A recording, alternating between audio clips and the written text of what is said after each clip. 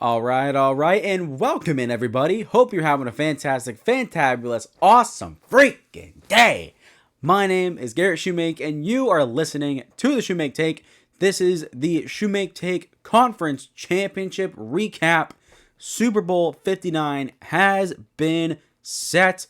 It'll be the Chiefs versus the Eagles. Is the Super Bowl scenario that I wanted going into the year or going into these games? No, it was absolutely not, but it happened, and now we're here. We got to recap these two games. We got to talk about them, and in terms of Super Bowl preview, we're 2 weeks away. I thought about doing it after this one and putting it out like the week. You guys are going to see this Wednesday morning. I thought about putting this one out at the same time. I decided that I'm going to wait till next week, till the week before, so that way, it's a little bit more timely, because this week, people are kind of taking a break, coordinators, coaches are being hired, and the Pro Bowl is coming up this weekend, and so not very many people are really on the Super Bowl right now in the media, talking about it. Next week is when that stuff will really begin to pick up as, it draws closer and closer, so the Super Bowl preview will come out there, and that also gives me some time to help work on it, prepare the script a little bit, so I make it the best I can make it. But a couple little bits here before we get into the recap. Just want to clear some couple things first. Uploads. I'm gonna go down to once a week during the off season. I'm probably just gonna start uploading every Wednesday at 8 a.m. and take out the Tuesday part without constant NFL circulation, like compared to like recaps and previews. It's gonna be easier just to, every week. Okay, we got some news. All right, here we go. Drop the episode. Let's talk about it. And then, along with that, I do have a lot of news that I want to talk about with you guys, which I'm gonna save for at the end of the show. I'm not gonna talk about it first. I'm gonna talk about it at the end. So if you guys want to hear me talk about that stuff, then stick around for that. But if not, then watch/listen to me talking about these conference championship games. And then if you don't want to listen to the news, then go ahead and go on without your business. Doesn't matter to me. Although I would appreciate it if you listened all the way to the end. But other than that, that's fine. And then predictions versus reality. I'm still working on the scripts. I plan to drop them. I don't know when they're exactly going to drop. Not 100%. But I do plan to drop them in the month of February. And when they drop, obviously I'm doing one for every single team. So there's going to be 32 videos. So if you're a fan of any, if you're a football fan, and you want to hear me talk about your team specifically, then, stick around for that. But in terms of content planning, they're not going to be like, I'm not going to say, okay, these videos are dropping this week, these are dropping next week. No, honestly, I think I'm just going to drop them like as I make them. Once the scripts are done, I'm going to start recording them and then recording them and just editing them and uploading them. So throughout the month of February, you guys are just going to see a whole bunch of videos just start dropping out of nowhere. I don't know if I'm really going to put any rhyme or rhythm to it because there's so many videos. I just want to get them out there so, fans of every team can watch listen to me talk about their team and, go on about their business, right? So I think I'm just going to record them and just upload them and just do it at mass without any like schedule or whatnot. Just kind of make them, drop them. So that way, you guys can soak all the information for whatever team you're a fan of and just get it, got it, good, and then get ready for the offseason, which a lot of people are, and a lot of people are excited for the offseason, including myself. We got a lot of great content coming out for you guys, and of course, we got free agency, we got the draft, which is always really exciting, and then we got the dead period between training camp and whatnot, and then the season's back. So we got plenty of time to make new content, talk news, we got a lot of stuff. But with that being said, that's enough of me yapping about schedule changes and whatnot. Let's get into the conference championship games, everybody. Starting with the NFC Championship, the Philadelphia Eagles defeat the Washington Commanders 55-23. Oh, Lord, this was bad. I did not wake up Sunday morning expecting this to be the final score at all. And if I'm being entirely honest, I don't have a full recap of what happened from this game from start to finish. First off, I had a family obligation I had to take care of, so that would kind of cut into me watching the game, and then I also decided by the time I was able to sit down and actually watch it in its entirety and really just kind of, sit there and watch it, I was, at that point, it was like third quarter, and I was like, I'm just going to enjoy the game and just relax and watch it, and so I didn't take a lot of notes, but I did watch it, so we do have a lot of stuff there, and for me, the big thing was, obviously, this was a big blowout. And the first play from scrimmage for the Eagles was a long touchdown run by Saquon Barkley. At that moment, I was thinking, uh-oh, Commanders could be in trouble. And then in the next drive, De'Ami Brown makes a clean catch. Zach Bond, the Eagles linebacker, punches the ball out. And Philly recovers. And then that point, okay, now we're getting a little concerned. And then they go up 14-3. And it's like, okay, Philly's up to an early lead. Washington can still, settle in. Fine, it's early, but a little concerning.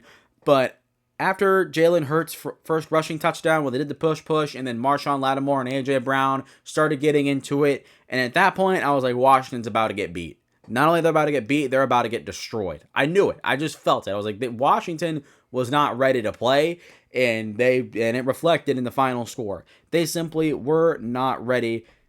But talking about Philly, starting with Jalen Hurts, 20 of 28, 246 yards, 1 passing touchdown, 3 rushing touchdowns. This was exactly what I wanted to see out of Jalen Hurts in this game. He came off the concussion, going in the wild card round, didn't throw the ball very much. And then in the divisional round against LA, against the Rams, didn't throw all that much. A little bit disappointing of a performance considering how slow they started. And I talked about in the conference championship preview that this game needed to start quickly and fast with the passing game, although it kind of didn't with the passing game. Obviously, Saquon Barkley, which is Saquon Barkley. But at the same time, I wanted this passing game to show improvement and for it to wake up and really get something down the field and really show improvement there. And there was a ton of improvement there. Jalen Hurts had a lot of good throws down the field. The touchdown throw to A.J. Brown in the second half was amazing. It was a beautiful ball. And along with that, you could see, the pressure alleviated off of Saquon Barkley. Saquon Barkley was carrying the ball a whole bunch of times in the first 2 games. This one, he only carried the ball 15 times. We'll get more into him here in a second. But now you can see what the true threat is with Philly in their passing game. Because when Philly can throw the ball down the field, it seriously makes it that much harder for Saquon Barkley to stop. And it's no coincidence that when you see the passing game, throughout the regular season, when you see the numbers for Jalen Hurts and you see them, decently high, you see them productive, when that number is at a certain point, like when Jalen Hurts throws for 230 yards plus, and you look at the numbers when he doesn't, the offense looks completely different. It's literally like that little bit of a swing where it's noticeable. And then A.J. Brown, reading the book of inner excellence throughout the past couple of weeks, struggled, only had 2 or 3 catches the entire postseason before this game. This game, he had 6 catches, 96 yards, and a touchdown. That's exactly what you want to see as well. Jalen Hurts popping off and playing better, and along with that, your number 1 receiver, A.J. Brown, playing better. That's what you want to see. And then Dallas Goedert, he had 7 catches for 85 yards. It continues to be the most productive receiver in the passing game for Philly in this postseason. He has been nothing short of just phenomenal. He's been really, really, really good for them. And then Devontae Smith, 4 catches, 45 yards, clean day, fine day. And then Saquon Barkley and Kenneth Gainwell combined had 3 catches for 20 yards, and that was it. There was nothing big here. They didn't distribute the ball. They didn't, throw the ball, very far. Well, I say very far. That's not what I'm going with. They didn't distribute the ball very much, and also they didn't really. I don't know what words I'm trying to put together here, but they really didn't distribute the ball. But they were able to run the ball well with Saquon Barkley, very efficient, mind you, and it opened up plays down the field where just Jalen Hurts just took a shot and found an open receiver. That's all you got to do. When your top receivers are playing really well, especially you look at A.J. Brown, Devontae Smith, Dallas Goedert in this game, keep feeding them. There was multiple times during the regular season where I talked about this same type of thing with the Detroit Lions, and they only threw the ball to Jameson Williams, Sam Laporta, and Amon-Ra St. Brown the whole game. And then there was a game where the Chargers did that, where all they threw was to Ladd McConkey and Quentin Johnson and Will Dissly the whole game. And sometimes if your top playmakers are playing really well, you don't have to focus on distributing the ball. Distributing the ball is important for when you have a good defense that can really neutralize one or multiple of your threats. But Washington's defense is a defense that, while they were good in the secondary, not great stopping the run, at the same time, when Philly's offense is at their best, when the quarterback, weapons, running back, offensive line, when they're all at their best, this offense is dang near impossible to stop. There's just too much talent on every facet of this offense. From the quarterback, to the running back, to the wide receivers, to the tight end, to the offensive line. There's elite playmakers at every single spot. And that is very difficult for any defense to compete with. That's why the Philadelphia Eagles offense was top 3 in the NFL this year, in my opinion. But the passing game, in its holistic, was a big step up and was a big improvement, and that's exactly what I wanted to see. I wanted to see clean, efficient, explosive passing that really complemented this run game, because going into the Super Bowl, you really needed some momentum. And Philly got that momentum, and then Saquon Barkley, who had only 15 carries, had 118 yards and 3 rushing touchdowns. Absolutely phenomenal in this game. Had the long touchdown run, just started churning out a bunch of heavy yards, being very efficient the rest of the game, but very, in limitation, explosive and productive. That's all that this offense was holistically in this game. No, not very, there's not a big sample size, but in the limitation, they were productive and explosive. That's all you want. You don't have to consistently, be this drive down the field, run a whole bunch of plays. You don't have to do that. It doesn't work like that all the time. If you can just be explosive and be efficient, that does it. That's all that really matters, right? You don't have to run a certain amount of plays, right? I think most people would understand that. But Saquon Barkley, going back to his phenomenal day, first player in NFL history to have 3 60-plus touchdown runs in one postseason. Saquon Barkley continuing to have one of the greatest years a running back has ever freaking had. And can simply put, I've said it before, I'll say it again, he's rewriting the narrative. He's rewriting the narrative that you don't, a lot of people were like, oh, you don't need a good running back to go win a Super Bowl. But now you look at what the Philadelphia Eagles have done. You look at what some of these other teams, like the Packers. That's what I was saying, because of Josh Jacobs, and then Baltimore with Derrick Henry. And you look at these top offenses, they have elite running backs that run the ball well. There's a shift here that's happening where, if you want your quarterback to play at their best, at their most efficient, having an elite running back in the backfield matters. It really does matter. And Saquon Barkley in the year that he's had, in the postseason that he's had, is proving that more and more and more. And Philly's offense in its entirety had 7 rushing touchdowns on the day, the most in conference championship game history. Absolutely just dominant. And I'm kind of surprised. Part of me is surprised, and part of me is not surprised, because the Commanders, their run defense was not their best. Compared to their secondary and their run defense, the run defense was their weaker side, right? So I kind of expected this to, be a little bit in Philly's favor, or a lot in Philly's favor for that matter. But at the same time, in the conference championship, I didn't expect this defensive line to just lie down and get bullied. They got lied down and got bullied. They got grabbed by their shoulder pads, slammed down on the ground, drugged through, chewed up, spit out, whatever word you want to use, and they sat there and took it. They sat there and took it for 60 minutes. And for Philly's defense, they were fan-flippin-tastic. They were fantastic again. They were flying around. They punched 3 balls out, picked off Jaden Daniels late in the game. Zach Bond, fantastic day for the all-pro linebacker. He had 8 tackles, had a forced fumble, recovered another fumble. He was everywhere, dude. He was everywhere, absolutely everywhere. And one of the things that was holding Philly back last year was that elite linebacker. They had Nakobe Dean, who was a rookie, so he was kind of filling in there. And then they kind of had Zach Cunningham and a couple other guys in that rotation. And of course, the big issue with Philly last year was the secondary more than was the linebackers. But the linebackers was kind of a question mark. And so they go and get Zach Bond, and he goes out and he has an all-pro year. And you see what having a good inside linebacker in the middle of the field does for a defense. It gels everything together. Think about it. They're literally in the middle. If you want to look at it like that, sure. That's a great way to look at it, honestly. But having an elite linebacker in the middle of the field does so much.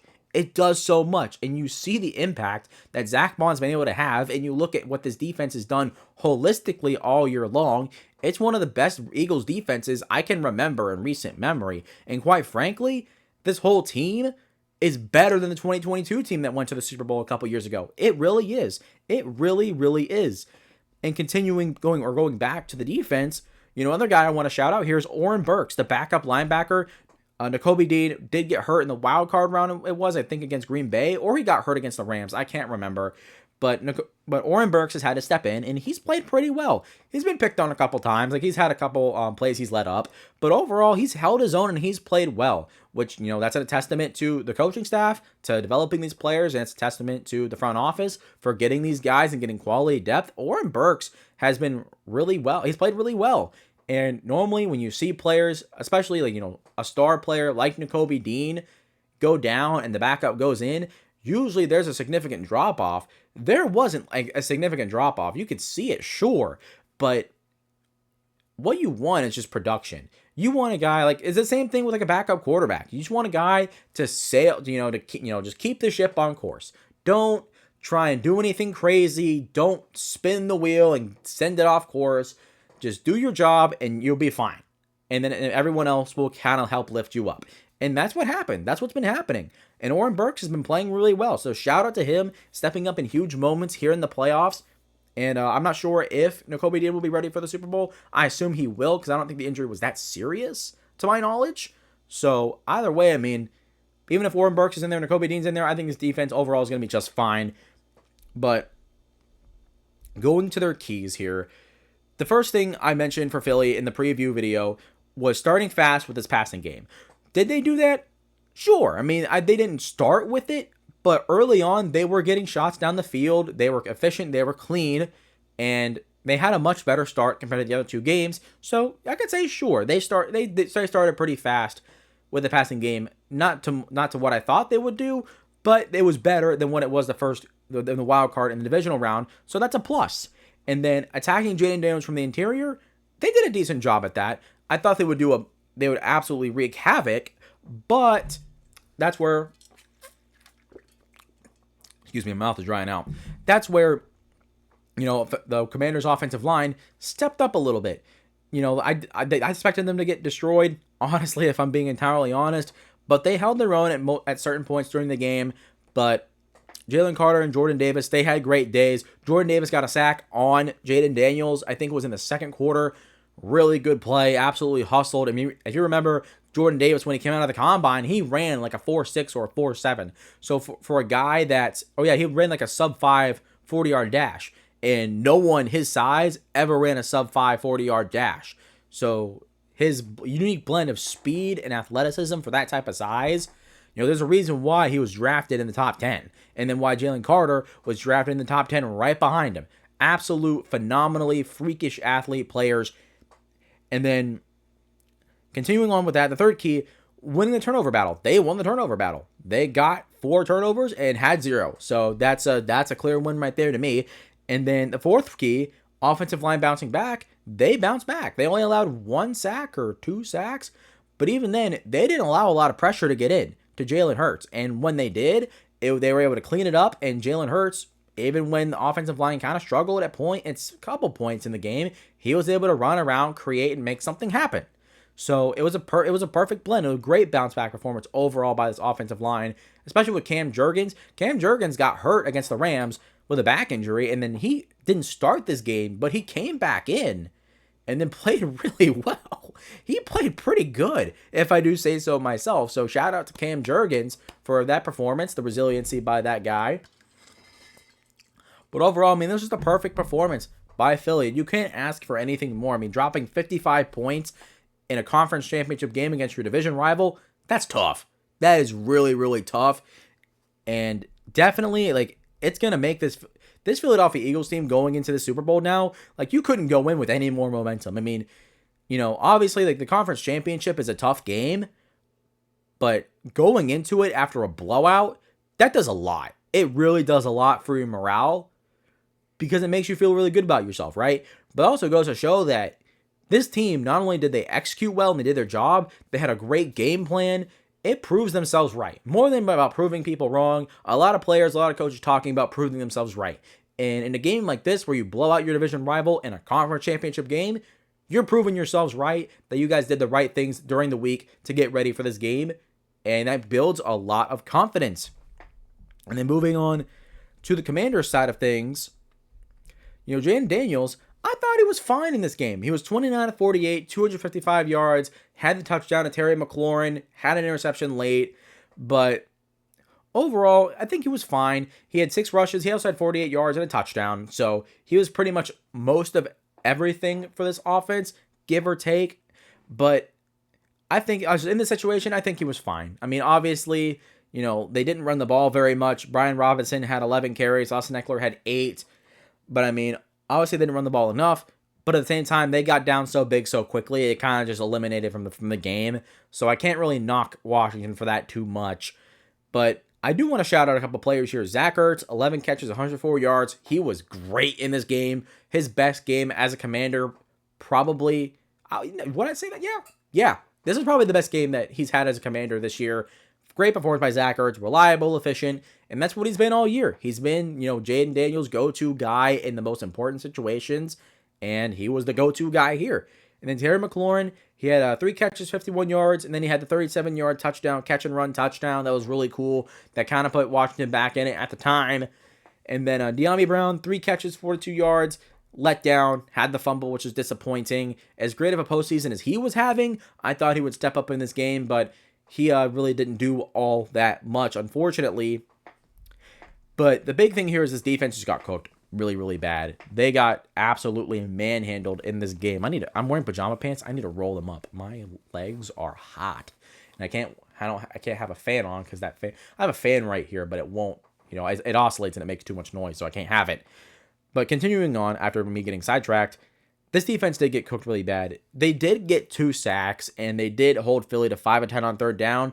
That's something I can give them credit for. That is something they were able to do. The 2 sacks, not great, but I mean, you did manage to get to the quarterback. You managed to get to win against this offensive line at some point, and then holding Philly 5 of 10 on third down. That's good. That's good. You get them off the field at times. Just the problem is they had to allow too much explosive plays overall the whole game for it to really matter significantly. And then the special teams was pretty good for Washington. Luke McCaffrey had 49 yards returning. Austin Eckler had a big 32-yard return, and then Jeremy McNichols, he had a 17-yard return in total. That's 98 yards off of kick returns. That's a good day for your special teams group. It's just this defense they just didn't come ready to play. They just got outmatched. They got bullied. And from the first play from scrimmage, it was over from that point. Honestly, looking back on it in retrospect, that first touchdown run by Saquon Barkley was just the beginning of the end. And it just kept on getting further and further and further out of hand. And looking at Washington's keys, stopping Saquon at all costs, they didn't stop Saquon really at all. And then along with that, limiting the passing game, they didn't limit his passing game at all and allowed Philly to have their best performance in that department the entire playoff so far by a wide margin.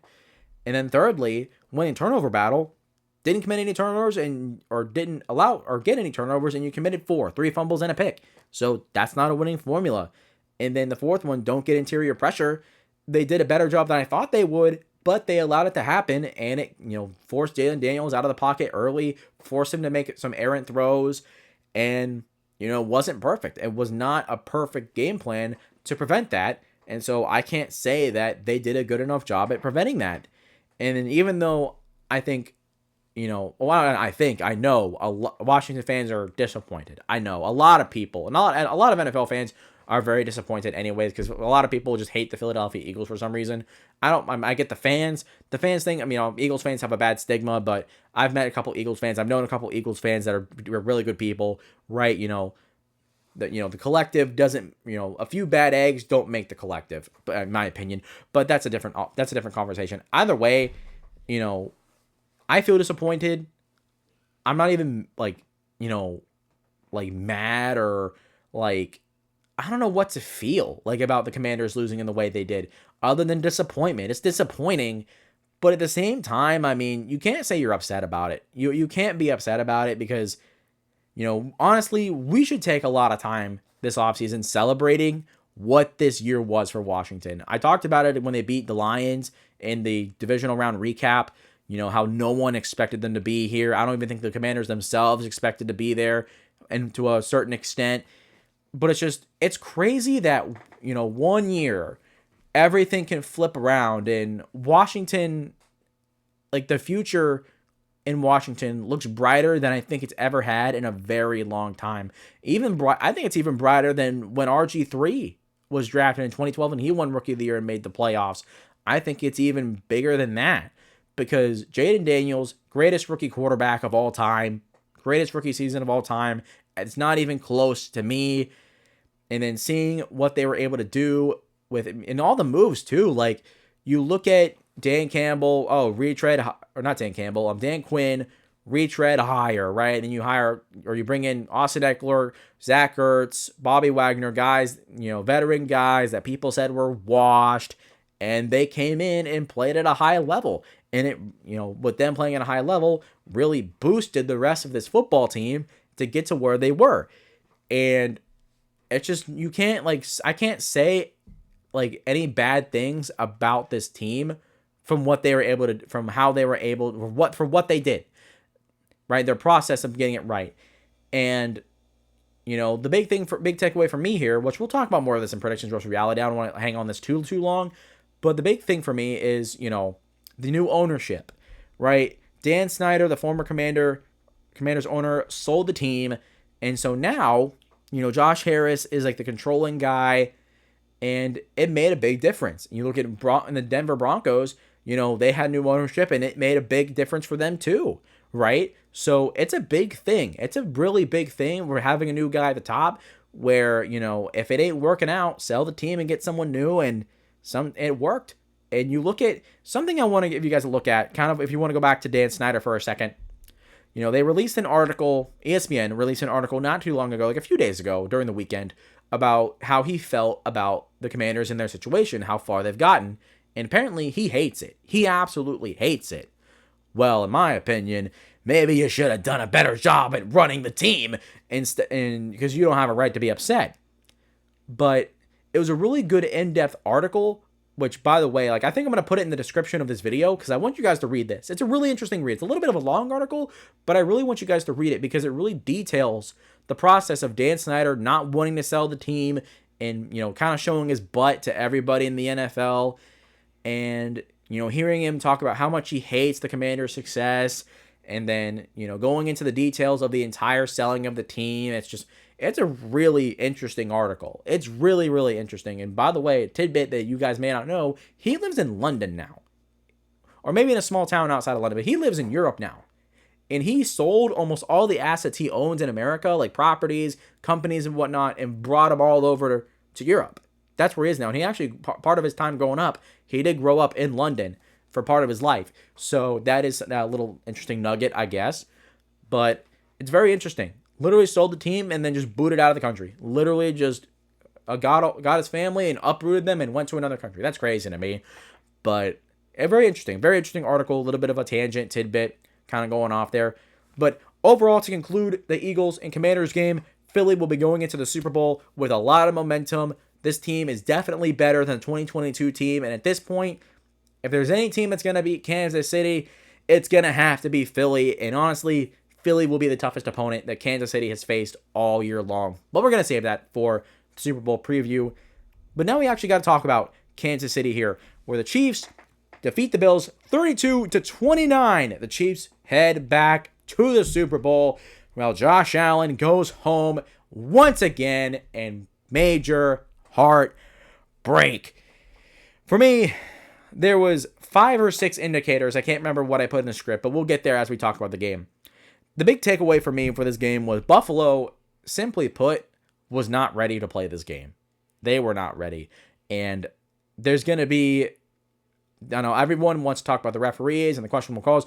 We're going to get there. We're going to recap the game, start with what happened in the first quarter, get to the fourth quarter like we normally do with these playoff games.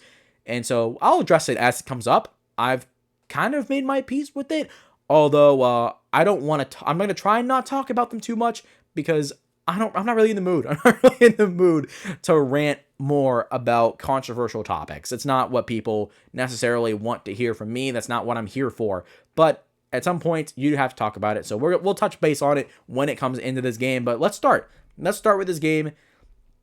And the first quarter was dominated by Kansas City. They had a couple of long drives. Kareem Hunt was running the ball well, and Buffalo's defense honestly got carved over and over and over again. And what was really interesting was to see Kansas City using a lot of RPO, especially on the opening drive, and it got receivers open over the middle so much, and it led to a touchdown drive. I think it got 10 points, another field goal. Yeah, they got a field goal in the first quarter as well, but at the end of the first quarter, let me backtrack, sorry.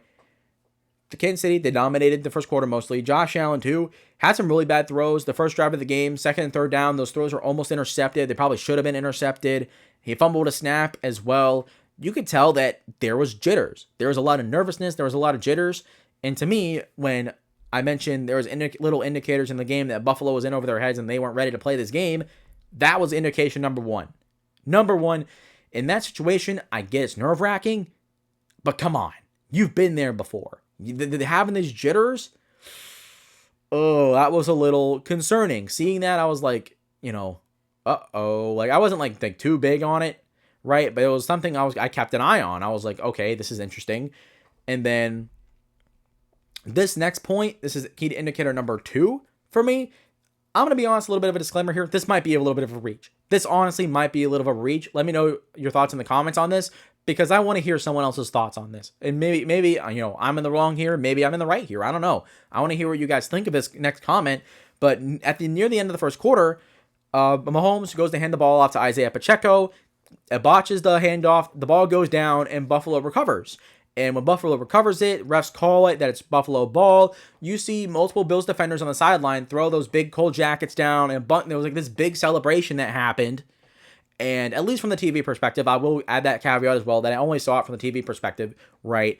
But from a surface level, the way they celebrated kind of told me that they weren't locked in.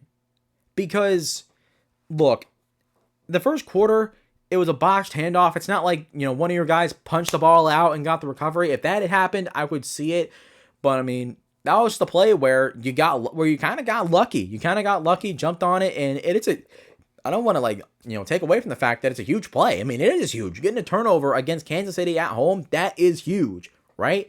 I mean, there's no doubting that. But at the same time, I mean, first quarter, get the fumble, do your celebration, right? Do it, get back to the sideline, and get back to work. You still had 3 quarters left. It wasn't like, it felt like they were celebrating as if it was the game-winning play, and it wasn't. And so seeing that high energy, and that's something you tend to see with, teams that are nervous. You tend to see, you tend to see the jitters, and then when a big play happens, it gets that much more exciting because it's the nerves, right? You feel uncomfortable, you feel nervous, right? You feel unsure about yourself, and then you do something really good, you feel awesome. I mean, everyone's experienced that, like that type of concept to a certain degree. Obviously, like, going to a test. Everyone's been to school, right? You go take a test, you're not really prepared for it, but you get that test back and you get a B or an A, and you're like, wow, like I've had that feeling before, right? And so it's like, holy crap, like, you're really proud of yourself. It's awesome. Like, that calls for celebration. But in a situation like this, I don't know. You gotta act like you've been there, and that didn't indicate to me that it felt like they knew that they were there before. So that might be a little bit of a reach, but wanted to make that disclaimer. That was indicator number 2 for me. But going back into the game, getting back to the flow of things, the next quarter, Buffalo did find their footing. They got comfortable. They got a touchdown drive. They got a field goal drive right after that. And then after that, Buffalo finally got a third down stop, and they were rolling. They had caught up, and they were, they were comfortable, as I said. And then Patrick Mahomes, he responded well, got a touchdown pass to Xavier Worthy that took the lead. And then on the next drive, on the next drive for Kansas City, we get our first questionable play where Patrick Mahomes is about to get sacked, throws up to Xavier Worthy, him and the defender catch it at the same time, it goes down, the ball touched the ground, and the referees ruled it as a catch. I'm not going to sit here and say like, oh, it was a catch, or oh, it wasn't a catch. Honestly, how I saw it, I can understand the reasoning for it being a catch, because looking at the angle again, you can see at the end of the play, Xavier Worthy had the ball in both of his hands while the defender had it in one at the end. You could see that. And when the ball touched the ground, people are like, oh, it touched the ground, it's incomplete. That's not the rule. The actual rule is that to survive the ground, if the ball touches the ground, it can touch the ground. But if the ball doesn't move, it's fine. It's completely fine. If the ball touches the ground a little bit and it doesn't move or anything, you're fine. Like, I know it's a little bit of a weird loophole. I don't know if it's a loophole, but it's like a weird like caveat in the NFL rulebook. But that is explained in the NFL rulebook, right? That's how it's called. That's how it is in the book. So that's how it's gonna get called. So there is that. But was it a catch? Was it an interception? I don't know. Honestly, you can argue about it.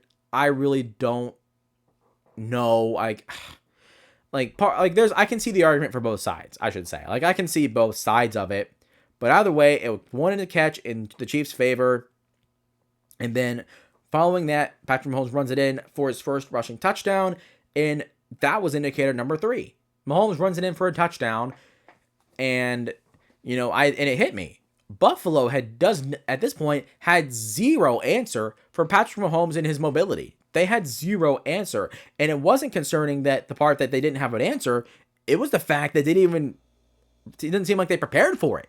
They didn't have a spy on him. They weren't really pressuring him all that much. And when they were pressuring him, obviously the blitzes were getting picked up. But, they really didn't. It didn't feel like they had a proper preparation or have a plan in place to counter it compared to what they did earlier in the year when they faced off. So that was key indicator number 3. It was concerning. And then after the touchdown, Jordan Phillips gets a penalty for headbutting Travis Kelce. And people were like, "Oh, only Travis Kelce can do that and not get a flag." Okay, let me. This is the first thing I'm going to make clear for a second. Here's the deal. On the touchdown, Damar Hamlin got Patrick Mahomes, threw him down to the ground. Was it a little bit late? Sure. But it's literally no different than when a quarterback runs out of bounds and gets hit late. It's literally no different, and then the players step in and step up for their quarterback. It's literally no different. But because it's Mahomes, all of a sudden it's this whole big dramatic thing. And then Jordan Phillips headbutting Kelce, that is a foul. Do not do that. Sorry, that was a reach by social media warriors trying to make something bigger than what it actually was. If you're a player, I played football before. If I see someone throw my quarterback down on the ground and it feels a little aggressive, I'm going to step up for my quarterback. That's just how it works. That's what you're supposed to do as a player. You step up for your quarterback in those situations. That's what you're supposed to do. I don't get why people made that like a big deal when, that's just what players do. And then when the defensive tackle actually committed a foul, all of a sudden it was like, oh, Kelce doesn't get the foul. Like, well, no, he headbutted a defender or headbutted Kelce. You're not supposed to do that. Sorry, stay locked in. That's a foul. But either way, I'm gonna continue with that. I'm getting way too far ahead of myself here. But despite that, Josh Allen kept on rolling. Immediately on the next drive, throws a beautiful 34-yard touchdown to Mac Hollins. Absolutely a beautiful. And Buffalo goes for 2 points. It was right before halftime, and they have a chance here to make it 21-18. Instead, they don't get it. They had tried running a QB sneak, and they tried doing the QB sneak that Buffalo's kind of run for most of the year, where their variation of it, instead of it being like a tush push, which is Philly's thing, they give it to Josh Allen, hand it off to him, and he kind of runs a little bit to the left between the center and the guard, right? Center and the left guard. And so that's kind of like what their variation of like that QB sneak play that they have. That's their variation. And it got stuffed, but the thing was Buffalo had done it all year. They had done it all year, and that was indicator number 4 to me, was in that situation where you got to have those 2 points, why are you going to run something you've run all year? Here's the deal. I can get running. Now, before people come after me, because here's the thing. In the playoffs, sometimes you got to do what you do best, which is that, right? They were very successful with it all year. But if you're going to go for 2 and you're going to be aggressive, I feel like you need to do something different. And sometimes it is a game where it's just power versus power, and Buffalo Bills just were not powered in this game. But Buffalo theoretically should have won this matchup on this 2-point conversion, considering how good they've been in that situation. But at the same time, I would have tried something different, and they ended up doing it on the next one, which we'll talk about in a little bit. But that was part of indicator number 4. And then for first half, it's gone. And then we get into the third quarter, as I'm going to check my time, and I'm going on 40 minutes. So, fun fact, because I have audio and video out of sync, as you guys know, stuff falls out of sync. And so at the 40-minute mark, I think we're okay. We got to the first half. Then we'll do a little bit of transition here. So let me think. Hold on. Just hang on. Bear with me for a second, guys, as I think about what something to do on the fly. Right. Oh. Well, that was that's quite the transition. Slap down and then bam. What is this? No, I don't want to share my conference championship thing. Okay, we're back. Now we're officially back. Let's continue. So to start the third quarter, Patrick Mahomes continued dominating on the ground. And at this point, Buffalo looked like they were in trouble to me because not only did, he not only did he cover him up with his legs throughout the first half, the second half, the way he started, it looked like they were just going to continue rolling as they were the first half entirely. But to Buffalo's credit, they finally, put a real spy on him that was successful. Matt Milano got a sack on Patrick Mahomes that knocked KC just out of field goal range, which was huge. It was a huge play. And then the next drive, Buffalo, they get back to doing what they do best, which is run the football. And James Cook pops off, gets a big run on the drive. And then it feels like for the first time, Buffalo is, not only are they comfortable, but they are truly here. Like, okay, they're in this game. They're rocking. They're humming. Like, here we go. We got a game now.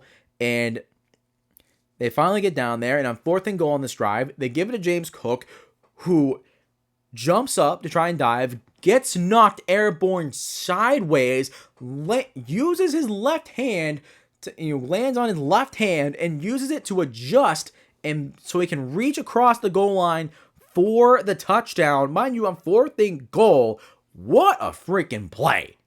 That was one of James Cook's best plays all year. Like, that's insane. Can you imagine if you jump in the air right now and you get knocked sideways, like horizontal or parallel with the ground? Do you think right now in that situation, could you catch yourself? Not only with your body weight, but with all the pads in the helmet, all the stuff on your body. Can you catch yourself with one hand and then use it just to balance yourself to reach across the goal line a few extra feet? Do you think you could do that? That's really hard. That is a really hard thing, and one of those little things that shows how freakishly athletic NFL players are. But that was an insane play. That's an insane play. When you had to have it, he laid it all out there. And then now, Buffalo, they take the lead. They have a lead by a point at this point, and they decide to go for 2 points again, and they don't get it. And here's a good point to mention that the Kansas City was getting a lot of pressure on Josh Allen for the majority of this game at this point, and they really challenging this offensive line. And the thing was, on this 2-point conversion, multiple receivers got open on the concept. I saw it on tape, and multiple guys were open. But when you get pressure, it isn't just they're open, you need to throw the ball. When you have pressure in your face as a quarterback, that changes everything. Because your first instinct is, I got to get out of this. Because at that point, you try and throw that ball, it's probably going to get batted. At worst, it could get intercepted. At that point, you got to make something happen. Because even though it's open, that doesn't necessarily mean that, okay, Josh should have made the throw. It would have been nice to see it, if he had thrown it with anticipation. It could have gotten open. But at the same time, the pressure got there in less than a second. Right, so that's a really hard situation for a quarterback to get out of. So either way, they don't get it. That's 4 points left on the table, and they have a 1-point lead though. And then the next drive for Kansas City, Buffalo gets a stop, and so they have a chance to take control here. Hey, you get a touchdown, right? Even if you kick a field goal, you go up by 8, or you get a 2-point there and you go up by 9 and make it a 2-score game. Like, there's a real possibility here. But Buffalo, they get the ball back, and they sputter their way up the field. They get a 4th-down conversion. That was really tough. And, the Chiefs' defense got very, very stingy. Very, very, very stingy. And we go into the 4th quarter, where indicator number 5 for me came into play. In the next questionable call of the game, Bills go for it on 4th down. They get stuffed. And one angle showed that they got the first down. Other angles showed that they didn't. And people went on social media and they were like, oh, he got the first down. The refs did it again. Okay, I'm not going to sit here and say that he got the first down and didn't get the first down, because I can see both sides of the argument. But I will say this. right now. and this is something I should have mentioned the first time on the first 2-point conversion where they tried running the same QB sneak again. It was a terrible play call. I like going for it on 4th down. You kind of have to, but Buffalo tried running this same QB sneak multiple times in this game, and it got stuffed, and they struggled to get yardage multiple times in this game. So when you're up by when you finally have a lead and you have a chance to get more points on the board, why are you running the same thing again when it's been stopped multiple times at critical points, mind you? Why would you run that again? This Bills offensive line was probably the best in the NFL this year, right? Josh Allen is a fantastic quarterback running the football. James Cook, who had been cooking them in the second half, with no pun intended, was great. In this situation, this should be a absolute home run call. This should be a home run, immediate first down. This shouldn't have been challenged. This shouldn't have been close as it was. As dominant as Buffalo has been in these situations all year long, for them to continuously fall flat because they keep running the same thing over and over and over again, they're not giving themselves any favors. They're not helping themselves out here. This coaching staff is not helping the players out here. And so, in my opinion, instead of talking about, was it a first down, not a first down, it should have been a first down regardless, because they should have, in those situations, have called something different. And also, this is a situation where Buffalo has dominated and they simply didn't do enough. And lack for better words, or to simple it up, don't put yourself in a position to be at the mercy of the referees. If you do your job, you get the first down, which Buffalo's done all year. But in the biggest game of the year for them, they decided to do the same thing over and over and over again and expecting a different result. That's the definition of insanity. So I can't really talk about the refs when Buffalo didn't do themselves any favors in this situation. And Mahomes gets the ball back, immediately drives right down the field and runs in for his second touchdown. And then they go for a 2-point conversion and they get it and go up by 7. And, Buffalo up by a point with a chance to go up even more, immediately is down by a touchdown. But to Buffalo's credit, Josh Allen is not denied. He makes a big throw to Mac Hollins that puts them inside the 10-yard line, and then a goal line stand by KC, we get another 4th and goal situation. And again, Josh Allen delivers. He threw an absolute dot to Curtis Samuel in the back of the end zone. Beautiful catch. At first, it looked like he wasn't going to get his feet in bounds, but then he quickly made the adjustment, got his feet down, and it was a beautiful catch. Beautiful catch. Great play. And at this point, I think I may have felt a little bit wrong about Buffalo not being locked in. Because at this point, you can say, these little indicators are here that Buffalo wasn't locked in. But on the flip side, you could also say that they kept bouncing back. When they got down, they didn't stay down. They got back up and got back in this game. And with that being said, it was 29-29 for a reason. Because Buffalo kept bouncing back in those situations where they failed. And that's really impressive. That's really impressive stuff. And then Patrick Mahomes, he drives down the field. Buffalo got a face mask on this drive, but they managed to shore up and hold KC to 3 points, which is huge. And then now on the next drive, it's a little bit of 3 minutes, 3.5 minutes to go in the game. And at this point, Buffalo's in a perfect position. I said this when I was talking with my friends and my mother during the game. The Bills, you have a chance to go on a very long, methodical drive to end this game. You have Josh Allen touch the ball last. You score a touchdown. You win the game. Mahomes never touches the ball again. There's a scenario where Buffalo does their job and wins this game, but they didn't. 4th down, Josh Allen heaves it up and this type of fade away type of throw. Kincaid somehow it gets to Dalton Kincaid, but he dropped the pass, incomplete. And honestly, going back and looking at the tape, Josh Allen sold. This play, as much as great as Josh Allen was in big moments, on this one, he just sold hard. He really sold. Looking at it on tape, he had the formation saw all receivers except for one running to the left. And Josh Allen, if you guys have watched his film, when he gets pressured, he has a very high tendency to roll to his right. And so you get into a situation where you run a corner blitz on his right side, right? Boom, boom, boom. Coming in right here on his right side, he rolls out to his right, where if he just stays calm and rolls to his left, not only does he have his running back open for a potential first down, he could run it himself for a first down with the running back as the lead blocker. There was only one guy to beat. There was only one guy that was in position to do anything for KC had he rolled left. Everyone else was deep down the field, way beyond the sticks. I mean, there was literally, beyond the first down marker, there was only like one person within 5 yards of it. So, I mean, there's an opportunity where Josh Allen can roll to his left instead of his right, and he makes a play. But he broke down, rolled to his right, threw it up, and, Dalton Kincaid dropped it, which is unfortunate, but that's another situation where you didn't do yourselves any favors. And again, I get it. It's hard when you're pressured like that, especially because that's a pressure that the Chiefs didn't really use. That's, Steve Spagnuolo is kind of known for that, where they dial up random pressures at the perfect time, so the offense isn't ready for it. That's part of the things that he's known for. So in that situation, I get it. It's hard. I mean, in that moment, you don't expect it. You kind of crap your pants a little bit, and you kind of try to make something happen. So you kind of instinctively resort to what you normally do, which is Josh Allen rolling to his right. But if he rolled to his left, he probably gets the first down. He honestly, I think he does.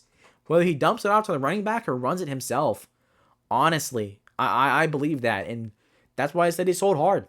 Because the play was there. The play was there to convert it, and he folded under the pressure. And then KC, they get the ball back and proceed to finish the game out. But at a point, it wasn't over. Buffalo they had all their timeouts gone, and they had KC on a third down. Clock was stopped. There was a chance to get off the field and give the offense at least one more chance to touch the ball again, and maybe you get some late game heroics. But Kansas City runs a play. They run everyone running routes to the right side of the field, and Buffalo's defense completely runs right with them. And then next thing you know, here's Samaje P on the left sideline, wide open, and runs it 15 yards and gets the first down, and it ends the game. And then Christian Benford was there, but he took a bad angle. And that was key number 6 for me of why the Bills weren't ready to play this game and they were in over their heads. When they absolutely had to have it, their season was on the line at that point, when they needed to make one more play to give their offense an opportunity, they got played. They got deceived really, really bad. And it's such a heartbreaking way for them to lose this game. But that's what happened. That's the game. That's what happened from first quarter to fourth quarter. Moving into individual performances, Patrick Mahomes, he was 18 of 26, 245 yards, had 11 runs for 43 yards, had 2 rushing touchdowns. He was good in this game. He was pretty good compared to his other 2 performances. Well, I should say other 2 performances because he had a first-round bye. But compared to the Houston game, he played better in this game. He wasn't as contained, obviously. He was able to find receivers open downfield more consistently. And honestly, what the Chiefs were really missing overall in the passing game outside of Travis Kelce was explosiveness. And Travis Kelce only had 2 catches in this game, but Xavier Worthy, 6 catches, 85 yards, and a touchdown. He was good in this game. Juju Smith-Schuster had 2 really big catches, one in the first quarter, one in the third quarter, maybe fourth quarter. I can't remember. But then Hollywood Brown, 3 catches, 35 yards, all in the first drive of the game, but set up the touchdown. The RPO thing was really working well for them. And then Kareem Hunt, he had 17 carries, 64 yards, and a touchdown. First half, he played well. Second half, he didn't really play all that well, which is a credit to Buffalo's defense. They were able to adjust there and, neutralize the run game. But defensively for Kansas City, they played well. And while they did allow Buffalo to get back in it, in the biggest moments, this defense stepped up. The two-point conversions stopped them. The fourth down conversion, the first one stopped them. The second one that ended the game practically stopped them. I mean, when they absolutely needed to have a play, they made a play and got Buffalo off the field. So that's the story of the game there. And then Shout out to returner Nico Remigio, who was really good against Texans in the divisional round. He had 107 kick return yards in this game and then had a 40-yard punt return. He's been great this postseason, and now I don't know what he's been doing this regular season. I don't know if he's been their starter the whole time. I would assume he is, but he's been great. He's been great this postseason, and it's added an extra element to this Kansas City Chiefs team that's made them more and more difficult to go up against. And going for the keys to the game for Mahomes, or for the Chiefs, first one, keeping Mahomes clean. Yes, they only allowed 2 sacks, didn't allow a lot of pressure on him the entire game, and Patrick Mahomes was able to run around and do kind of whatever he wanted for a majority of this game. And then the second key, getting more players involved in the passing game. Yeah, I don't know. I wouldn't say a definitive yes, but there wasn't a lot of explosion, but there was a lot of efficiency, which counts for something. I'll give it like a 0.5. I'm not going to give it a 0. I'm not going to give it a 1 for like a yes or a no, but I'll give it a 0.5. I'll meet somewhere in the middle there. And then the third key, running with efficiency, not really. The first half was really good, but the second half was pretty bad. So I can't say that they did that definitively. The fourth key, getting sticky with these receivers, yeah. I mean, at certain points, receivers just got wide open. Like the 2 Mac Hollins catches were big catches, right? But and then Khalil Shakir, he had 6 catches. We'll talk about more about him when we get to Buffalo. But I would say that they did. Like at certain points, I mean, they were able to get sticky. They were able to make it really hard to get the ball down for Josh Allen to throw the ball downfield. So, okay, like I'll give it another 0.5. And then number 5, containing Josh Allen and pressuring him. Yes, they did. In terms of containing Josh Allen, I thought they did a pretty decent job for the most part. And then pressuring him, they challenged this offensive line more than I thought they actually would, if I'm being 100% honest with you, because Josh Allen literally was running for his life multiple times in this game. In this Buffalo Bills offensive line, is literally the best in the NFL at not allowing sacks, one of the best in the top 3 in the NFL at giving quarterbacks time to throw. Pressure rates were really, really high or really low for them. It's the best in the NFL, really low, right? Yeah, that's how that works. And they were really challenged. They were really, really challenged. And then the 6th key, being at home, you've been there before, don't overthink it. They played like they've been there before, and there's a reason why they've won 7, why they've been in 7 straight AFC Championship games. That says something, and then the reason why I had them winning, all the points applied. They were at home, big key, for better or for worse. They have the experience, 7 straight AFC Championship appearances. I mean, I know that's experience if I've seen it. And then it's KC until it isn't. And in this game, they continue to prove that sentiment again. And so we'll have to see what, when we do the Super Bowl preview, we'll have to talk about more about it in depth. But those 3 keys or the 6 keys and the reason why I had KC winning, all of it mostly applied. And then getting to Josh Allen and the Buffalo Bills. Josh Allen, I thought he had a good game. He was 23 of 34, 237 yards, 2 touchdowns, ran the ball 11 times for 39 yards. It was a good performance, but just not enough. It simply was just not enough. He had great plays, but when he really needed to have the biggest ones, he just didn't show up. Is that his fault 100%? No, it is not. This is a 100% team loss. From the coaching staff to the players, 100%. Multiple people get a slice of blame pie for this game. But Josh Allen overall, like I said, he was fine. He was good. He was good in this game. He had some really good throws, really clutch moments, but just didn't have it when he really needed to have it. And then receiving-wise, Mac Hollins had ended up with 3 catches, 73 yards, and a touchdown. Had the 2 big catches. Obviously, one of them was a touchdown pass. He was fine. He played well. Khalil Shakir, he had 6 catches, 46 yards. I really love me some Khalil Shakir. I've really grown. Going off on a tangent for a second, I've grown to really love Khalil Shakir. I think he's really emerged as one of the top slot receivers in the NFL, and I don't know if he can really emerge as that elite, top receiver, but, he has definitely become a very reliable guy and a very productive guy. I mean, they use him. He's a rack guy. He's all about run after the catch. I mean, he had, more receiving yards after the catch than anybody in the NFL not named Jamar Chase this year, and that's for a good reason. They use him really well. He's very productive, And that's all you really want from a slot guy. Very, very good guy. I love me some Khalil Shakir. He was fine in this game. He was pretty good. And then Amari Cooper, he had 4 catches, 33 yards. Not the day I wanted to see him have, but it was kind of disappointing in my opinion. And then James Cook, 13 carries, 85 yards, 2 touchdowns, had 3 catches for 49 yards. James Cook, flat out, was fantastic in this game. He touched the ball only 16 times and had over 140 scrimmage yards and 2 touchdowns. Crazy. Absolutely crazy. And that's one of the big reasons why I think Buffalo lost this game, was because giving the ball to James Cook 13 times is not good enough. It's simply not going to be good enough. And offensively, especially in this postseason, they've really made an emphasis to be a running football team and run the ball well. That's part of their identity. And giving the ball to James Cook only 13 times when he's gotten 20 plus carries in the previous 2 games, that's not who you are. I get it, early in the year, it was a little bit shaky. He wasn't, the bell cow that he was later in the year.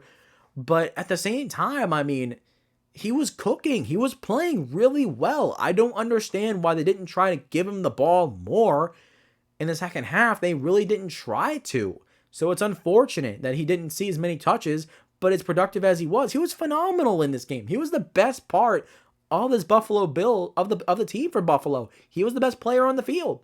He simply was. So to see what he was able to do in such a limited sample size is unfortunate, because I thought had he gotten more touches, I thought he really could have made a big impact in this game. And ultimately, he ended up not, because he didn't get the ball enough. Which, again, unfortunate. And this defense, I'm sorry, this defense was terrible all game long. There's no other way to put it. Really, there was only two or three drives in this game where Buffalo's defense really kind of won against Patrick Mahomes and this offense. For a few times where they really dominated them and showed them who's boss. The majority of the time, the Chiefs were getting big plays on first and second down. Mahomes was running for first downs. He ran for 2 touchdowns. Right? This defense came out and they just were not ready. They were not prepared. And despite everything, probably the saddest part about this loss for Buffalo is, despite everything that happened, the indicators, the penalties, the questionable calls, despite all of it, had they got the 2 2-point conversions, they would have won 33-32. Those missed 2-point conversions made the difference in this game. They made the difference. Those 2 plays alone literally swung the game in the Chiefs' favor, which is that much more frustrating and kind of shows how much closer, or how close the Bills in a way really were. They were literally 2 plays away from two successful plays away from going to the Super Bowl. And had they get those, obviously the game doesn't end as it did. But looking at it in a vacuum, add 4 points to the total that they missed, 33-32. Honestly, that's a win. That's just, wow. It's just really unfortunate. Really, really unfortunate. And holistically, it just kind of reconfirms my point that Buffalo really wasn't, here to win. They weren't prepared to win this game. They just didn't come into this thing like I shouldn't say they didn't want. I'm not going to question how much the players really wanted in that situation. No, that's not what I'm trying to say. I apologize. Forget that I said that. They just didn't feel prepared. They just didn't look prepared. They just, I don't know. They just, in the biggest moments, they fell flat again, which is really unfortunate. And for their keys, number one, stopping Travis Kelce. Yeah, they stopped Travis Kelce on for 2 catches, 19 yards. But containing Patrick Mahomes, they didn't. They did a terrible job at containing Patrick Mahomes. The third key, minimizing penalties. They had 8 penalties for 60 yards, 50, 60 yards. And a lot of them at critical moments. That's not good enough. Excuse me. Sorry. And then continued run game dominance. No, they didn't give the ball to James Cook enough times. Like I said, I think they should have.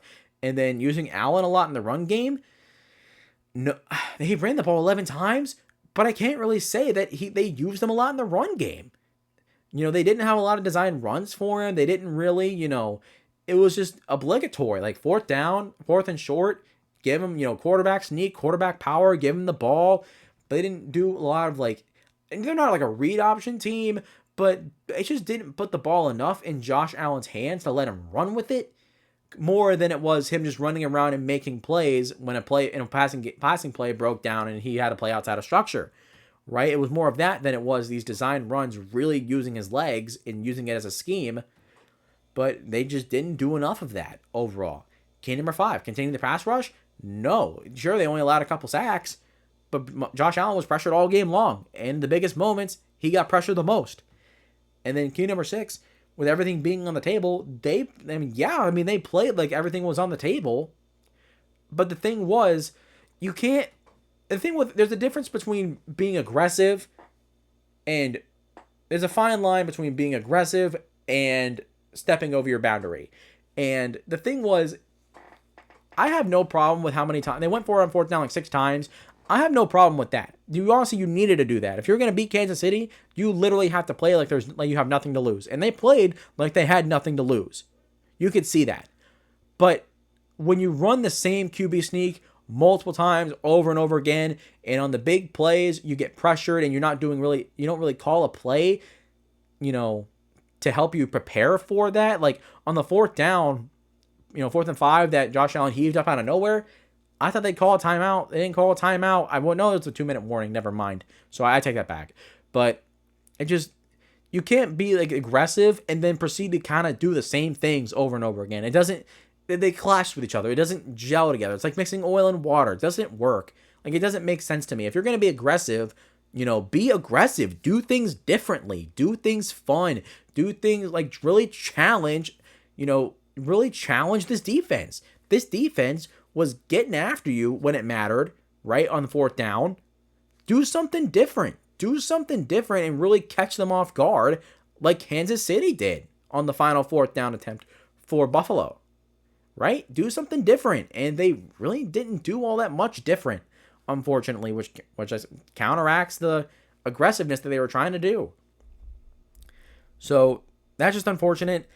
And that does it for the Conference Championship Recap. Kind of an arbitrary end to that segment, but we are here and we made it. So there is that, and that is going to do it for that bit. I'm going to talk about some NFL news now that has been circling around over the past few days. If you guys don't want to listen to that, then love you, appreciate you. Hope you guys have enjoyed. Make sure to do everything every YouTuber tells you to do and have a great night. But for those of you that do want to stay for the news segment, here we go.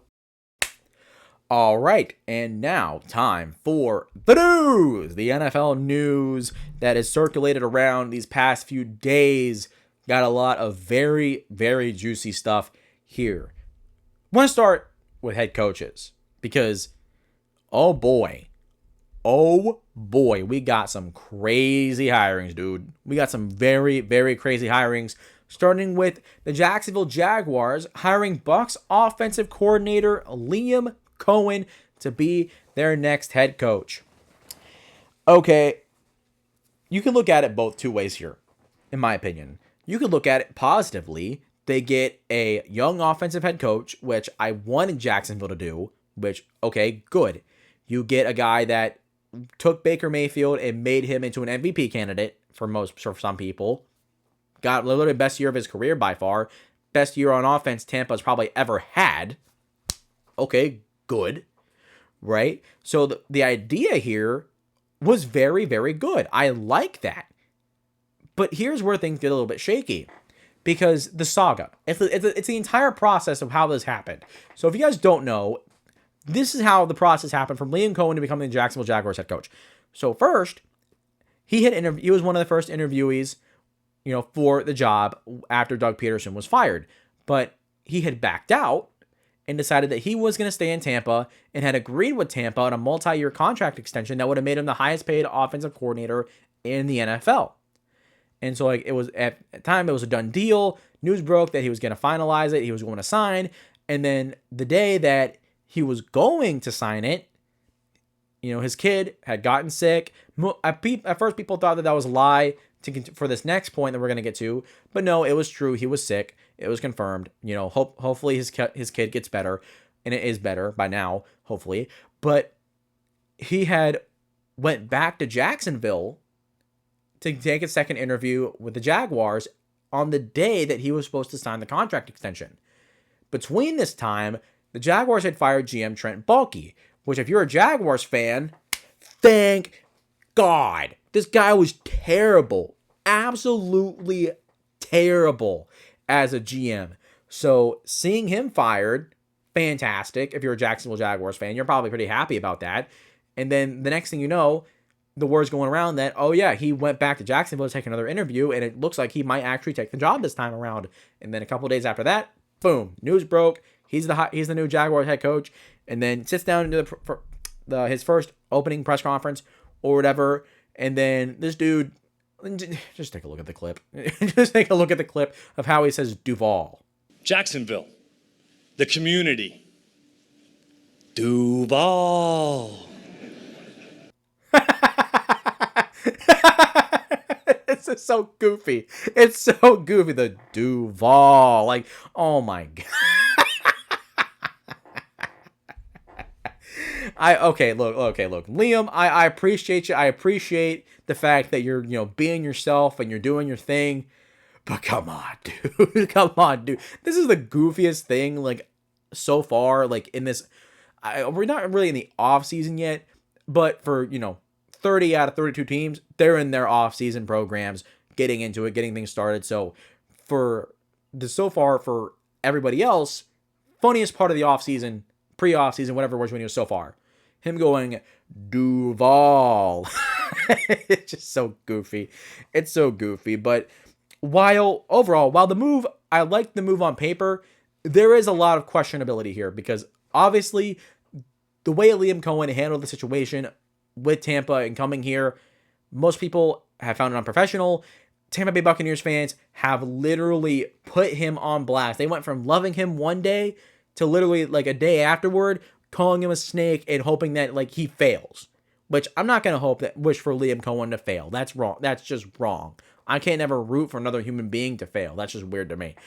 But it is a little concerning that Liam Cohen has never been in one place for more than 3 years. The longest he's ever been in one place was an offensive assistant for the Rams before he went to the University of Kentucky, then went back to the Rams, went back to Kentucky, and then went back to Tampa and went to Tampa. So the guy really hasn't stayed in one place very long, nor has he held a position for very long. So he's climbed up the ladder really quickly compared to other guys. So I question if he's going to be ready for the situation. But you get a young offensive-minded head coach, you take a swing and do something different, something that I personally wanted to see. I will keep an open mind about this. I will keep an open mind, but hear this. If Liam Cohen fails, it's going to be bad news. It's going to be really, really bad news because at that point, Jacksonville will be officially lost as a franchise if they haven't been lost already. But there is that. And then going from Jacksonville, Florida, all the way upstate to New York, Aaron Glenn, the former Lions defensive coordinator, becomes the Jets head coach. I'm so happy for Aaron Glenn. Great dude, great coach. He played for Philly, or not played for Philly, he played for the New York Jets. He was drafted by the New York Jets. He had coached for the New York Jets at some point as well, I'm pretty sure. So seeing him come back and be their head coach, kind of a really cool full circle moment for him. Congratulations.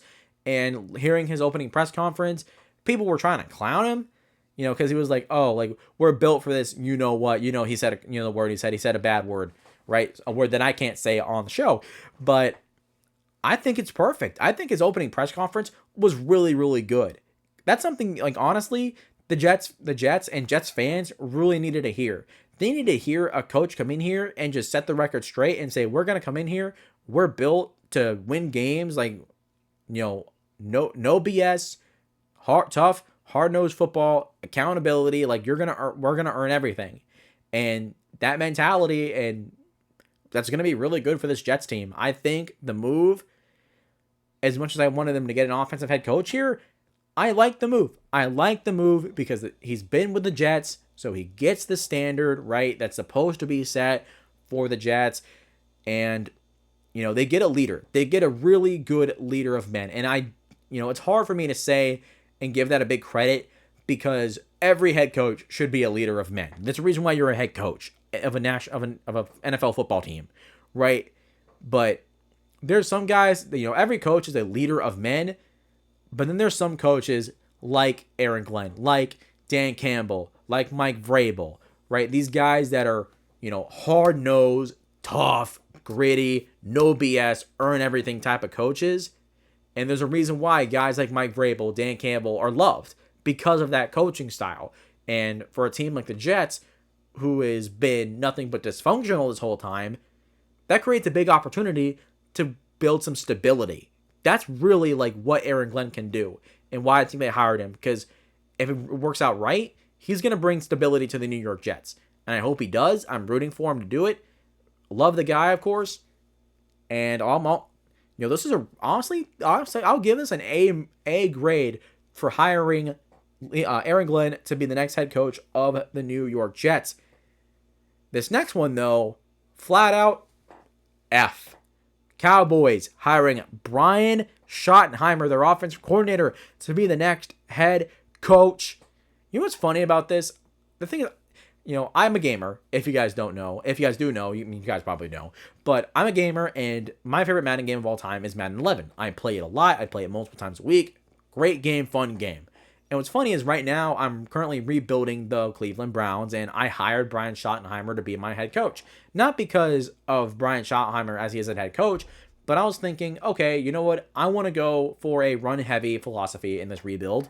And who's an offensive guy here on the available coaches that has a run-heavy scheme, or has a run-heavy scheme, right? And Brian Schottenheimer was on the list, and I was like, okay, we'll pick him because his dad, Marty Schottenheimer, legendary NFL head coach. If you guys don't know, he would build his career off of a run-heavy philosophy. So I thought, okay, get his son in here, follow the same thing. It fits thematically, fine. And by the way, that is an interesting trivia nugget for you guys.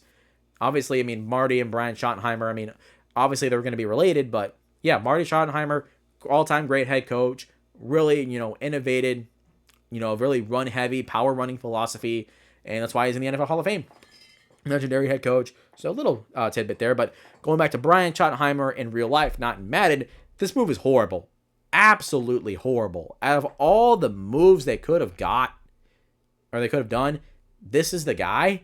And someone posted on social media, comparing, hiring Brian Schottenheimer and then not even interviewing Aaron Glenn or Ben Johnson, the defensive coordinator and offensive coordinator for the Lions, respectively, for their head coaching position, was the same thing as, getting Zeke and then not paying for, oh my gosh, sorry.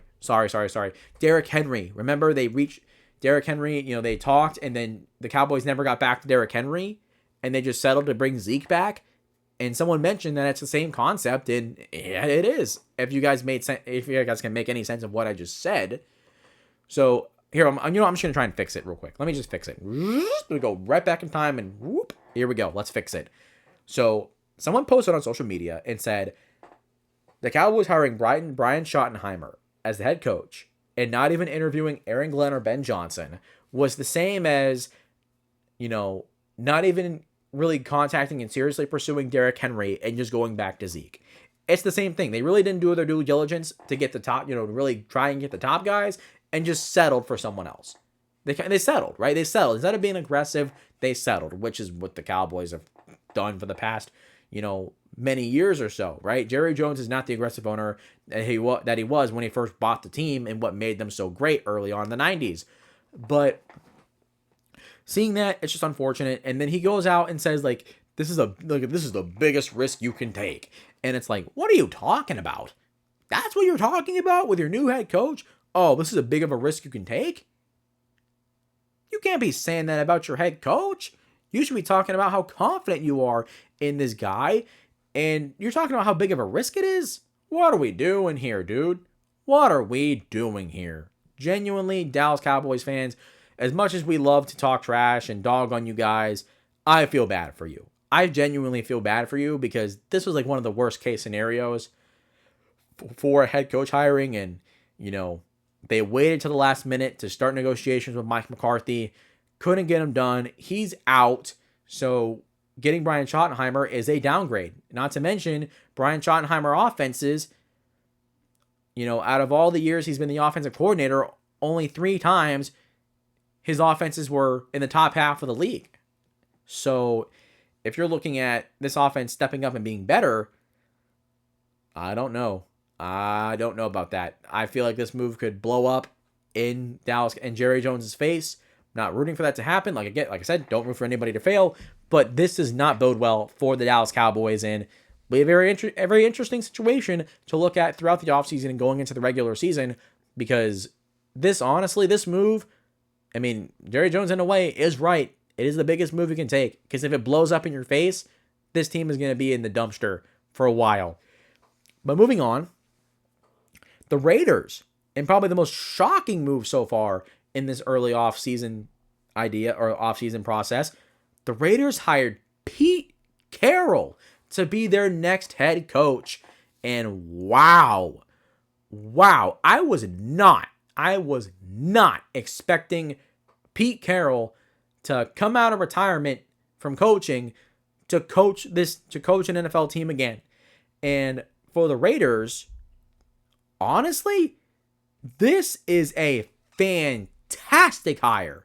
Fantastic. Because one thing that the Raiders have not been able to have with their head coach is a guy that can just bring stability. Kind of like with the Jets. They cycle through head coaches. They don't bring stability. But you get a proven commodity in Pete Carroll, who's obviously, he's won a national title. He's won a Super Bowl. He's been to multiple Super Bowls. This dude, all he knows is winning ball games. And so you get Pete Carroll, right? And then you now have a great foundation here. And honestly, the coolest part about this hire is the fact that, obviously he has, there's some type of beef with Jim Harbaugh. Not like actual beef, but, there's an intense rivalry between these two guys. Now they're coaching in the same division. Then you add Andy Reid and Sean Payton. Literally, and you look at which division has the best 4 coaches. AFC West has it by far. Dude, Andy Reid, Sean Payton, Jim Harbaugh, Pete Carroll. That's insane. That's absolutely insane. And for the Raiders, if you want to, build this team up and get competitive again, go get yourself a proven commodity. Get yourself a good head coach. That's what the Broncos did. They got a proven commodity in Sean Payton as a head coach. And then the Chargers, they got Jim Harbaugh, a proven commodity head coach, had just took Michigan to a national title, right? And so now you got Pete Carroll, who's a Super Bowl winner, and literally coached, in the greatest era of Seahawks history. So there you go. That's an A+ hire for the Raiders. I love this move. Absolutely love it. And now, the Raiders just got to get the right GM. And maybe we talk about the Raiders being great again. This is a very optimistic hire. Can't say that much enough. Honestly, I've kind of repeated myself a lot with this. I haven't looked too much into it. I just know that it happened, honestly. But overall, great hire. And that leaves one head coaching opportunity available, and that's the New Orleans Saints. How did the New Orleans Saints, the team that, they fired their head coach halfway through the year, and they're the last team to be looking for a head coach right now. And apparently they had interviewed Mike McCarthy, and it didn't turn out well, apparently. So, that's a little worrisome. That's concerning. So it makes me wonder who's going to, be the next head coach, because all the top candidates are gone. All the top candidates that people talked about, they're gone. So they're going to have to settle for someone else, and we'll see what happens there. But for the Saints to not come away with the head coach early on in this cycle, considering that they were without the head coach longer than any other team not named the New York Jets, that's very unfortunate. That's very disappointing for New Orleans Saints fans. I am sorry for you. Moving on, there's some coordinator changes that have been, announced. First one, Ben Johnson, the new Chicago Bears head coach, has named former Saints head coach Dennis Allen as his defensive coordinator. This was a move that's been speculated over the past couple of weeks. Now it's been named, it is confirmed, and I really like this move. Dennis Allen, when he was the defensive coordinator for the New Orleans Saints, his defenses were pretty decent at minimum. They were good units most of the time. So putting him down in a role where he's more suited for, where he's proven to be, a good commodity, I like that. I really do like that, because the Bears defense, obviously Matt Eberflus was the guy that was leading the charge because he's defensive head coach, but as a head coach, it's hard. It's hard to, it is hard to balance both the offense and the defense, which is why, some head coaches fail and why some succeed, because they can't make that transition. But that's okay. Sometimes you don't have, even if you're not a head coach, that doesn't mean you're, if you're a bad head coach, doesn't mean you're a bad coordinator. So you go and become a defensive coordinator, which Dennis Allen's proved to be a successful football mind in that regard. And you get him in a situation where there's a lot of good pieces on the Bears defense. I like the move. I really, really do like the move here. And then continuing on the DC thing and going back to Detroit here, the Lions hired their linebackers coach, Kelvin Shepphard, as their defensive coordinator. I absolutely love this move. Absolutely love it. Kelvin Shepphard has a guy that's been there. He knows the standard. And the thing with when you promote, when you're a successful franchise, more often than not, you promote from within, because there's a philosophy, there's a standard, right? There's processes, and hiring from within, you keep that consistency. So for player development in that regard, it's important. And so seeing Kelvin Shepphard get hired, I'm happy for him, really happy for him. Because also a clip came out recently of him coaching on Hard Knocks, and hearing how he speaks, hearing how Aaron Glenn speaks, these two guys are exactly the same.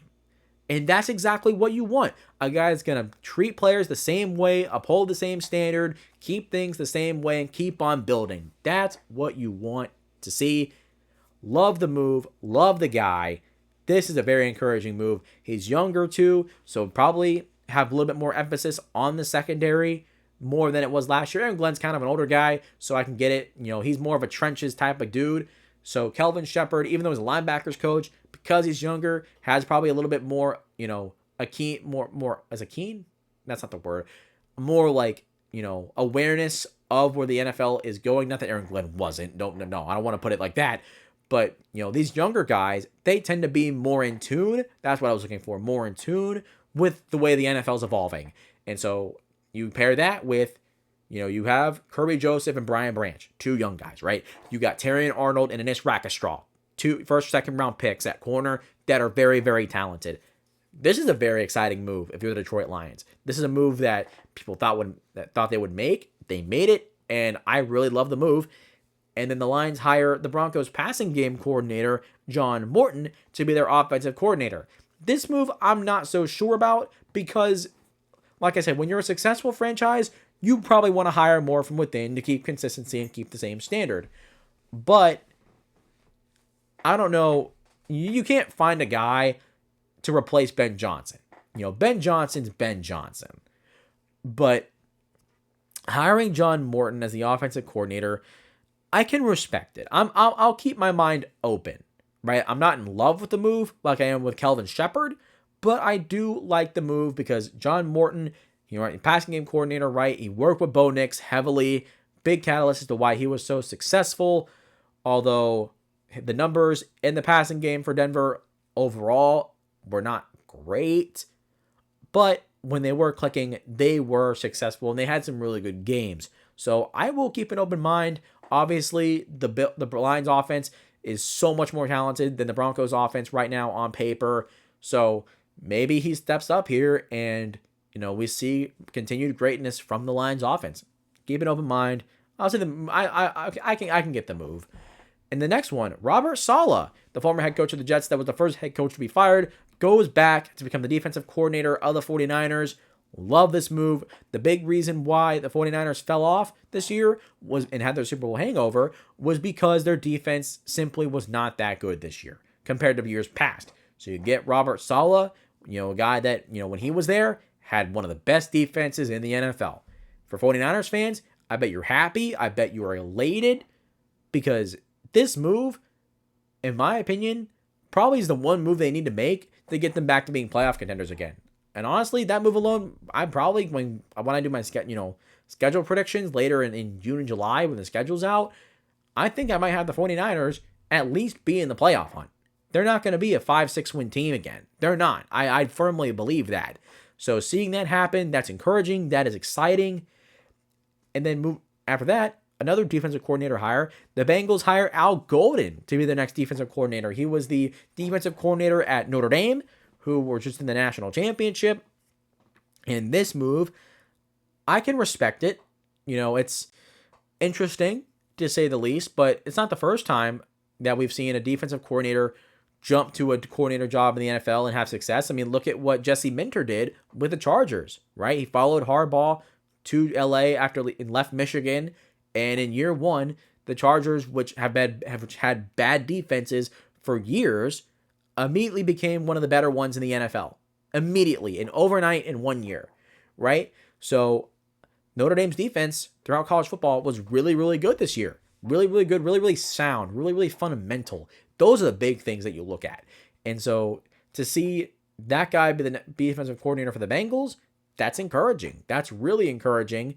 And maybe his scheme is a better fit for Cincinnati as well. We'll have to see. I'm optimistic about the move. And then going to finish off with the Cowboys here, they hire Matt Eberflus to be their defensive coordinator. And I also like this move. People tend to forget. People obviously have the bad taste in their mouth from him being the head coach of the Bears. But Matt Eberflus, when he was the defensive coordinator for the Colts defense was pretty good. Like, they were not a bad unit at all under Matt Eberflus. There's a reason why he became the head coach of the Bears in the first place, was because of his coaching ability on that side of the ball. And so putting him in a situation there where the Cowboys defense early on in the year was absolutely god-awful terrible, hey, here's an opportunity to, fix this side of the ball, and a move that kind of feels like a diamond in the rough type of situation, considering how many people are, bashing on Matt Eberflus and Dallas for hiring him. But I kind of like the move. I can get it. I respect it. And people forget that Matt Eberflus, when he was with the Colts, was a good defensive coordinator. So I like the move. We'll see what happens. And then there's two more moves I want to get to. The Jets, going back to New York, hired Darren Mougey. I don't know how you pronounce his name. I'm sorry if I butchered it. As their next GM. I don't know too much about this guy, but they brought him in. You bring in a new head coach to work with him, kind of reset in the front office. Fine. I get it. I understand it. I can respect it. And then Woody Johnson, the Jets owner, had come out and said he needs to be a better job being an owner. Appreciate and respect the accountability. We'll see what happens. But right now on the surface, it seems like the Jets are making the right moves to make this right. And that's all you can hope for right now. So they hire Mougey as the GM. I like it, I guess. I don't really know too much about the guy, but it seems like they're trying to restart fresh, and there's accountability. It seems like from Woody Johnson, we'll see. But I like what the Jets have done so far. And the last one, in a very questionable move, to me, the Texans fired Bobby Slowik, their offensive coordinator. If you guys remember, this time last year, he was a popular head coaching candidate. And to see him fired is shocking, because Texans fans would tell you that, or some Texans fans would tell you that, okay, it was because play calling wasn't that good. The scheme didn't really change all that much. And I could see that. But I'm more concerned with, look, the offensive line for Houston was one of the worst in the NFL this year. They were really, really bad. And having a bad offensive line, really, it hurts everything. It hurts everything for your offense. And then, obviously, Nico Collins got hurt at points. Tank Dell got hurt at the end of the year. Stephon Diggs got hurt midway through the year. I mean, having that inconsistency, all those injuries at your starting receivers, that also doesn't help, right? So I think it was a little premature to fire Bobby Slowik, especially because of the year that they had in year one when CJ Stroud was a rookie. And that's the big thing for me, is now you're forcing CJ Stroud to learn a new system, a new offensive scheme, and this could either make or break him. And you could get a situation where, okay, you go from Dave Canales in Tampa, who was good, and then you go to Liam Cohen, who made them from the offense from good to great, or you get a situation like in Tennessee where you went from Arthur Smith and a top 3 offense in the NFL, and you go down to Todd Downing, who took an offense that was even better on paper, because they traded for Julio Jones too, and they dropped all the way down to 16th, right? So, I mean, changing an offensive coordinator is a really risky situation, especially only 2 years in. I would have liked to see Bobby Slowik one more year, and then, okay, if it's good or it's bad, okay, it's bad, okay, then you can make the switch. Because looking at the division, the Colts, I don't expect the Colts to be bouncing back this year or going into 2025. I don't expect that. Were they going to finish 8-9 again? Possibly. I could see that, but they're not uprooting Houston. Tennessee and Jacksonville aren't uprooting Houston. Right now, I mean, 6 months from now, I'll probably still tell you that the Houston Texans are going to win the division again. I don't see any avenue where any of these teams, on paper at least, will have the potential to uproot the Texans. Obviously, one of these teams will have to step up, and they'll have to be a surprise for it to happen. But right now, I mean, even 6 months in the future, I would still tell you the same thing. I just don't see any of these teams being able to uproot Houston in the AFC South. So I don't know why they would fire Bobby Slowik so early. It just seems really hasty. It seems a little odd, but they made the move. The deal's been done, so now you got to bring in a new guy, and here's the hoping that C.J. Stroud can make the transition and make the switch. Because if he doesn't and he regresses, there is going to be some very, very, very mad Houston Texans fans. But that's it for the news, and that is going to do it for me today, guys. Make sure you guys like the video and subscribe to the channel, pushing those 2 buttons. Do it really quick, very easy, helps me out tremendously as I continue to grow the channel and continue to spread my football passion with more of you guys out there on the internet. I would really, really appreciate it if you guys would do that for me. And also make sure to leave a comment down below letting me know your thoughts on the conference championships, the recaps, and the NFL news and these hirings and firings. But tell me what you like, tell me what you don't like. I would love to hear your thoughts. Along with that, make sure you guys are sharing the video, whether it's on social media or by word of mouth, getting everybody locked in and locked on to the Shumake Take podcast, coming out with great content for you guys every week. Now, once a week on Wednesdays at 8 a.m. Along with that, also predictions versus reality. Again, mid-February will probably when you'll see the videos start dropping out, and they will be just a bunch of spam drop. So when February hits, keep an eye out for your team to drop in the predictions versus reality video to drop. That is going to do it for me today, guys. I will see you guys next week. I'll see you guys next week when we preview Super Bowl 59 between the Eagles and the Chiefs. And until then, so long. I'll see you all next time.